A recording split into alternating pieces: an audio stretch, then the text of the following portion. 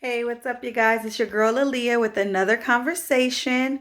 And this topic is going to be about the myth of you are your father's seed. Okay. In under a minute, that is a lie. Okay. You are not what your father is. Like whether you're an Israelite or not has nothing to do with just your father's seed. Okay. So let's get into this discussion now that you know my standpoint on it. Okay, we're going to start with Numbers 1 and 18 because a lot of people use that as their little catalyst. Like, oh, but Numbers 1 and 18 says this. Let's get into it. Or should I say, let's talk about it. That scripture is talking about Israel going to war. Now, and I want you to go get your Bibles and go ahead, go to Numbers chapter 1, and you can start from the beginning and read to chapter 2. Just finish the chapter out so you get some context of what's actually going on in this story. Okay, what's happening is Israel is going to war. And anybody that's over the age of 20 has to go to war. And they are giving out roles like duties. If you are someone who's prior military, then you understand what a rate is or MOS is. So basically, that's people that are grouped up and we are separated based off our job titles. Okay. So that's basically what's going on. They're being separated so that they can be issued a job title. Okay. It's everybody there is Israelites. So this has nothing to do with Israelite men getting a white wife or a Hispanic wife or something like that and having kids with them, and all of a sudden their kids are Israelites. Has nothing to do with that. Has nothing to do with heritage, period. Okay? It has everything to do with roles being or duties being issued to them based off their separation, their little groups. And they were grouped by the pedigree of their father. So whatever tribe their father was in, that's how they were sectioned. That's how they were grouped off. And it was mentioned by someone, I won't mention her name, but it was mentioned by someone that, well, why didn't they separate by women?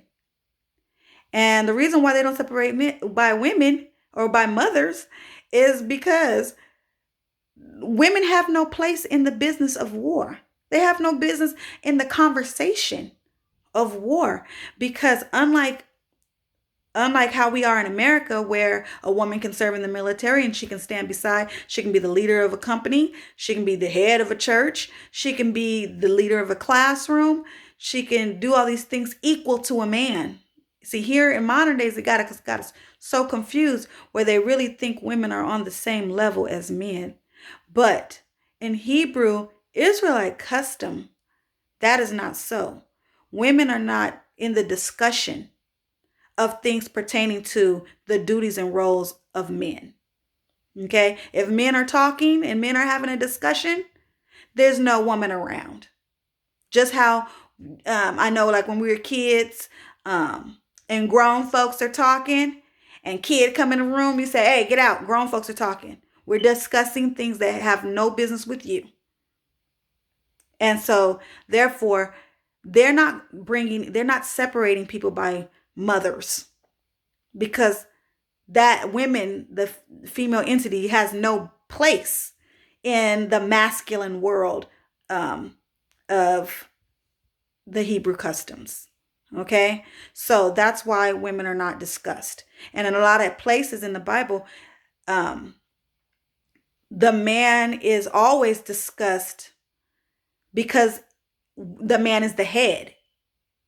So that's why they're discussed and not so much the woman. Woman has her place, of course, but in this topic, women are not mentioned because women have no dealings with war. Okay. So anyways, they group the men together based off of the tribe of their father. And then they give them their roles. Even the Levites weren't even included The Levites weren't even issued roles. The Levites were the modern day chaplains, right? Or the priests, or you know what I mean? If you look up the term chaplain, if you've never heard it before, okay, but that's what they do. Their duty was to set up shop for them, make sure that they have a place to rest their head, make sure they have a place to pray. And when they need to move and go to a new place, they take it all back down and they put it back up in another spot. That was the job of the Levites. So they were being issued roles. So Numbers 1 and 18 has absolutely nothing to do with heritage. They already knew who they were. They already knew they were Israelites. They weren't determining if they were Israelites or not. Okay. Okay. Now that we've discussed that one, Numbers 36 and 7. Okay.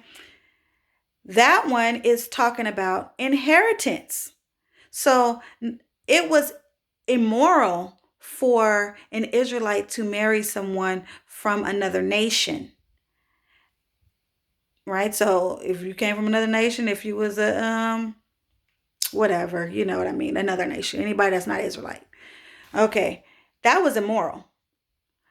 But it was also not customary for Israelites of different tribes within the Israelite community to marry each other either. So if you're confused in that, that means that it was customary for a man in the tribe of Judah, so a Judite, needs to marry a Judite woman, or a Levite man needs to marry a Levite woman, and vice versa. Okay? None of this, oh, I'm taking a foreign wife and all of a sudden now they're Israelites. No, it was not even customary to mix tribes. I got something on my lip. Anyways, I don't know why this little piece always want to stick out. I'll be so embarrassed. Anyways, so, and where that has to do, and then that's not to say that we did not mix races, okay? Because we mixed a whole lot. We did within our own, communities and things like that. But it was very frowned upon, okay? And we have people who have taken wives of other nations and stuff like that. And like I said, it was frowned upon. It was considered immoral. So the reason why we were encouraged to marry our own tribe, because inheritance. If I marry him, and I'm going to explain it in like modern terms. I'm American, right? I'm an Israelite, but I'm a citizen of America. Okay, so I'm American. Say I go out and I marry a Haitian man. Okay. And he's loaded. He's wealthy. He got so much money. He got, just money upon money upon money, right? I marry him. He dies. Now, everything that he accumulated before me and after and during his marriage with me now belongs to me. So now, obviously, I don't live in Haiti. I live in America. So everything, all the wealth that he had in Haiti is now coming out of Haiti and coming to America. You get what I'm saying? Now my family is going to benefit off his labors. So you get what I'm saying? And overall, Americans are going to benefit off of his work and his riches and his wealth. So in order to keep the inheritance within your nation, within your tribe, you were encouraged to stay or to get married to someone of your tribe. That way the wealth stays within your tribe. It's not like they're trying to hate on us or whatever, but they don't want the wealth that they have in their tribe to go to another community. You know what I mean? So that's what that was. That's what Numbers 36 and 7 is about. It has to do with inheritance. They're not determining if they are Israelite or if they are not Israelite. This is talking about inheritance. So go to Numbers 36:7. And that's what that's talking about. It's nothing to do with whether they're trying to figure out if they're Israelite or not. They know what they are. Okay? Okay, let me see where we are. Yeah, okay, so it's dealing with the policies on inheritance. Okay. I already talked about the reason why you find so many conversations about, seed of the father is because we're dealing with men and women are secondary. So any separations or anything like that, they're always going to address the man first. That is a Hebrew custom. They not if I'm walking, I'll give you an example. I went to Bahrain, and it was me and my homegirls. We were walking down the street and we did not know where we were. We were lost and we needed help. And I had a Samoan guy with me. He was a homeboy. Anyways, we went up to an Israelite. We went up to a citizen of Bahrain, a man. And we were just like, excuse me, we're lost. And let me tell you, he shushed us so fast, ignored us. Okay. And he began to talk directly to the man that was present. And he made it very clear that we are not to address him. Okay? We're not to address him. The man is to speak first.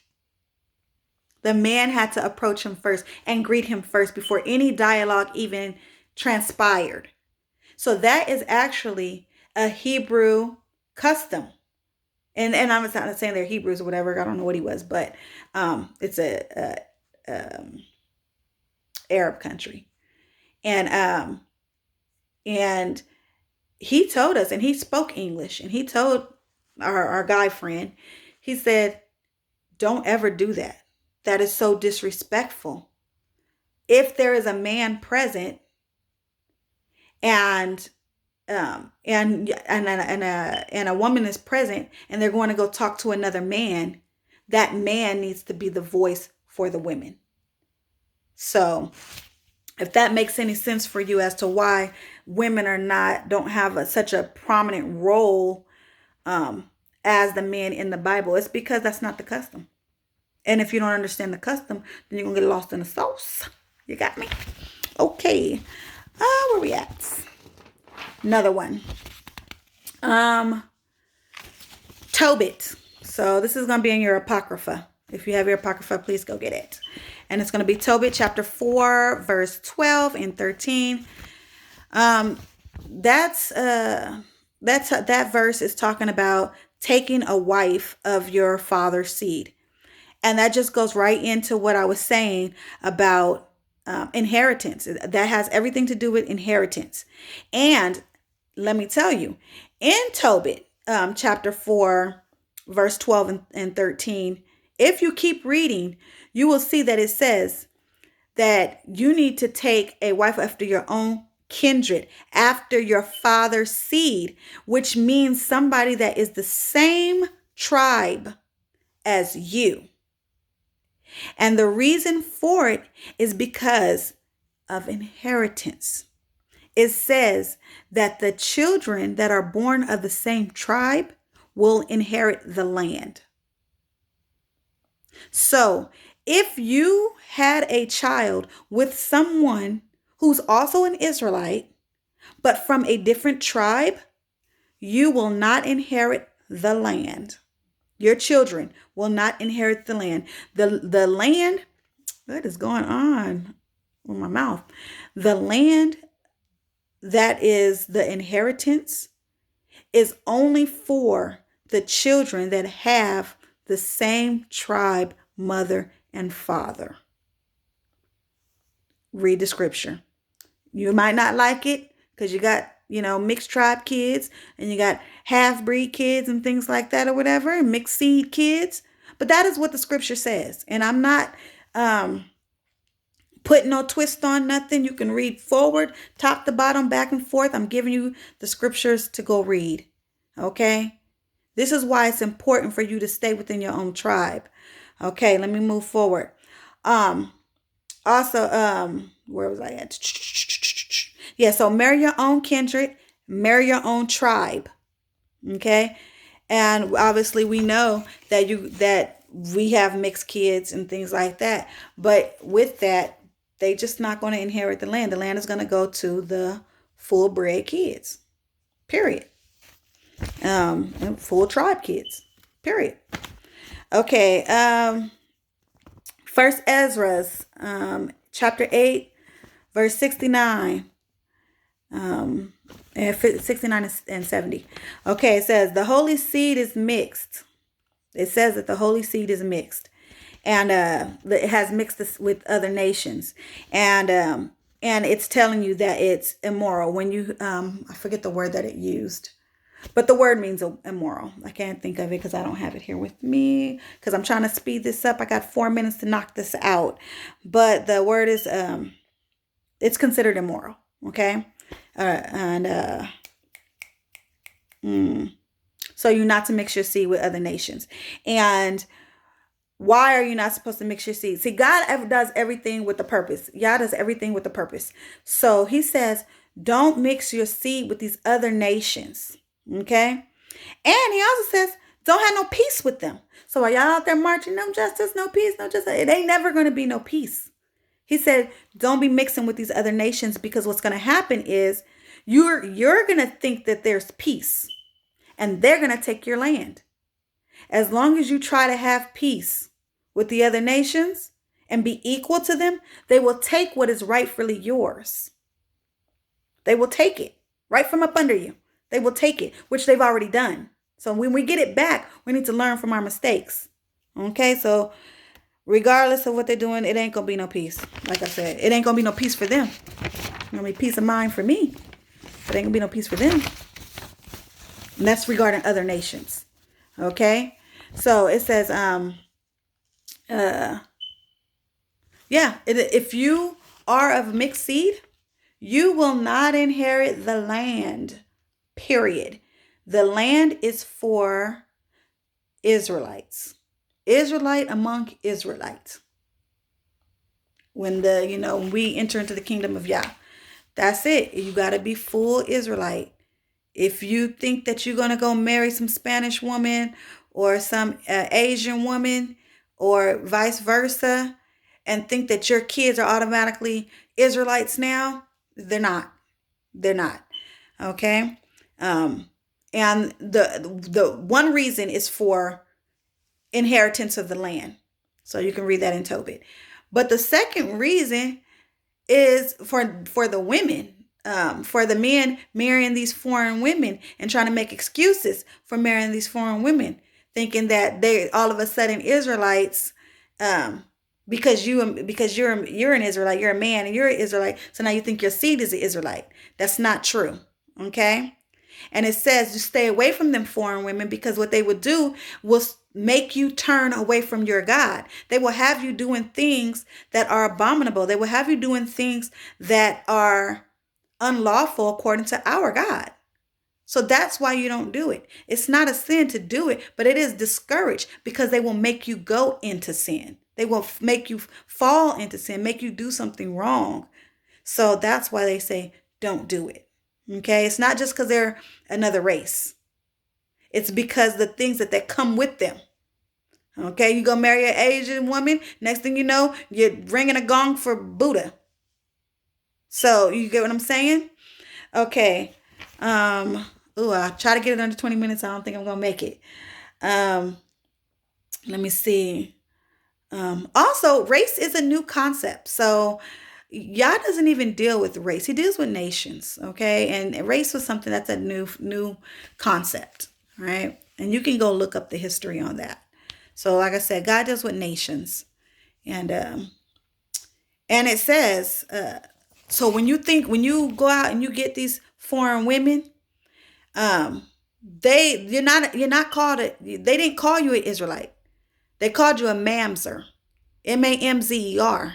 Okay, so I want you to get your Strongs, Concordance, and get your lexicons. And I want you guys to look up mamzer and what it means to be a mamzer. Because people say, oh, ain't no such thing as a mixed kid. That is a lie. It is a such thing as a mixed kid, a mixed seed. Okay. And it's not good. Okay. So a mixed seed, go look in your Strongs. It's going to be number 4464. And what it is a term used for a mixed kid, a bastard kid. And specifically it states if the male, the Jew is the man is a Jew and a woman is another nation. You know why they put that there like that and not the opposite way? Because y'all would try to twist it somehow and say, well, that's only if the woman is a Jew and she marries somebody of another nation. But no, they specifically mention in the Strong's that it's regarding a male Jew. So a male Israelite marrying a woman of another nation and what their children are called. So they were not called Israelites. They were called mamzers. So basically like a third race, like a third, a separate group of people. Just like we have mixed kids today. What we call them? Biracial. We call them biracial, mixed, if there's more than two things in them. Mutts. That's a bad term, but that is a term that they're called. I don't like that term, But anyways, you're considered a You're considered a mamzer. So, and it's not a good thing. And as I told you before, reading Tobit, it tells you if you are mixed, you will not inherit the land. You will not inherit the land. Doesn't mean you can't live on it now. Don't get it twisted. That don't mean you can't live there. It mean it don't belong to you. You ain't gonna have no piece of land. That you ain't gonna own no land there.